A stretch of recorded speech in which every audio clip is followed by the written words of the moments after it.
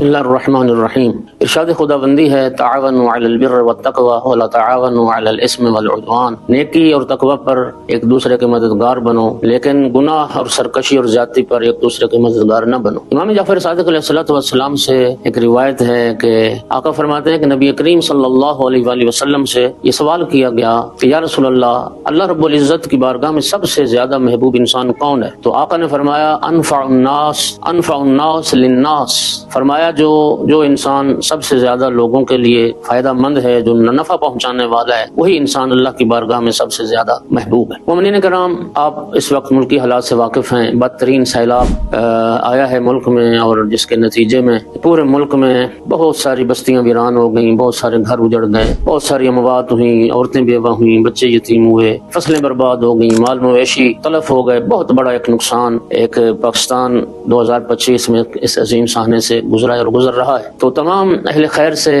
اہل ثروت سے التماس ہے کہ اس وقت آگے بڑھیں اور اپنے برادران کی، اپنے مسلمان بھائیوں کی، اپنے اہل وطن کی دسترسی کریں اور ان کی مدد کریں، اور ان کی جو ہے نا فریاد کو سنیں، اور ان کے لیے ہم جو ہے نا وہ ایک سہارا بنیں۔ اسلام، دین اسلام کی جو اصل اسلام دین سلامتی ہے، ارشاد پروردگار بھی ہے۔ ایک حدیث قدسی ہے کہ اللہ تعالیٰ فرماتا ہے المال مالی والفقراء وعیالی والاغنیاء وغلائی من بخل بمالی علی عیالی ادخلہ النار ولا ابالی۔ یہ حدیث قدسی ہے، ارشاد پروردگار ہے کہ یہ مال میرا مال ہے، اور فقراء جو ہیں یہ میرے اہل و عیال ہیں، اور جو اغنیاء ہیں، جو صاحبان ثروت ہیں، وہ میرے وکیل ہیں۔ جو میرا مال میرے عیال پر خرچ نہ کرے، میں اس کو جہنم میں ڈال دوں گا، اور مجھے اس کی پرواہ تک نہیں ہوگی۔ ایک دوسرے مقام پہ بھی نبی کریم نے ارشاد فرمایا ان اللہ فی عون المومن ما دام المومن فی عون اخیہ المومن۔ جب تک کوئی بندہ مومن اپنے برادر ایمانی کی مدد میں رہتا ہے تو اللہ تعالیٰ بھی اس بندے کی مدد میں رہتا ہے۔ خدا اس کا مددگار اس وقت رہتا ہے جب تک وہ کسی بندے کا مددگار رہتا ہے۔ امام موسیٰ کاظم علیہ السلام نے فرمایا تھا کہ جو شخص ہمارے ساتھ صلہ رحمی نہیں کر سکتا، اس کو چاہیے کہ ہمارے فقراء مومنین کے ساتھ جو ہے وہ صلہ رحمی کرے۔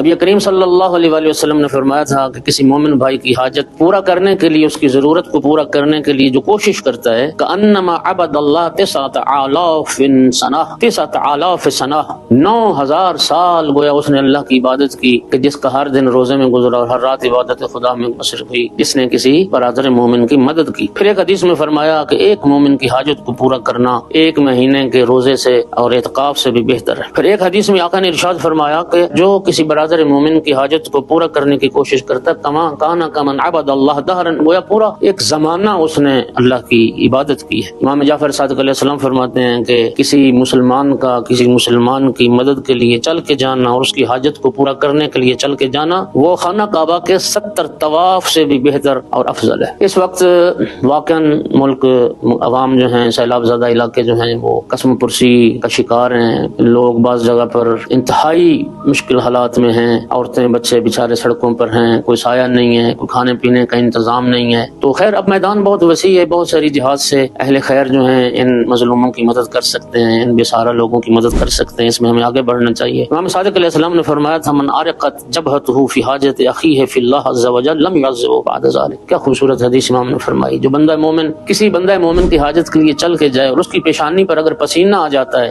اللہ کی رضا کے لیے جا رہا ہے اور اس کی پیشانی پہ پسینہ آ گیا، تو امام فرماتے ہیں خدا اس بندے پر، اس پیشانی پر عذاب نہیں کرے گا، اس کو جہنم میں نہیں ڈالے گا۔ مولا امیر المومنین علیہ السلام نے فرمایا تھا ان اللہ فرض فی اموال الاغنیاء اقوات الفقراء، فقراء کا رزق اللہ نے اغنیاء کے مال میں رکھ دیا ہے۔ اس وقت ہمیں آگے بڑھنا چاہیے۔ اگر ہم آگے نہیں بڑھ سکتے تو کم از کم وہ لوگ جو اس وقت میدان میں خدمت انجام دے رہے ہیں ان کا دست و بازو بننا چاہیے۔ ہمارے برادر عزیز علامہ سید معید عسکر کاظمی، خدا انہیں صحت و سلامتی عطا کرے، وہ النجات سوشل کیئر فاؤنڈیشن کے پلیٹ فارم سے وہ خود اور ان کی جو اپنی ٹیم ہے، وہ اپنی ٹیم کے ساتھ مصروف عمل ہیں، اور سیلاب زدہ علاقوں کے دورے بھی کر رہے ہیں، اور وہاں خود جا بھی رہے ہیں، اور عملی طور پر الحمدللہ وہ میدان میں اترے ہوئے ہیں۔ تو اللہ تعالیٰ ہم سب کو توفیق دے، اور بالخصوص جو اہل خیر ہیں، اہل ثروت ہیں، کہ آگے بڑھیں اور ان کے ساتھ ان کے دست و بازو بنیں، اور تاکہ ان کے ذریعے سے مستحقین تک ان کا کچھ حق پہنچے اور ہم ان کے مددگار بن سکیں، کسی کو چھت میسر ہو جائے، کسی کو کھانا مل جائے، کسی کے زخموں پہ مرہم رکھا جا سکے۔ خدا بند عالم ہم سب کو یہ توفیق عطا فرمائے۔ وآخر دعوانا الحمدللہ رب العالمین۔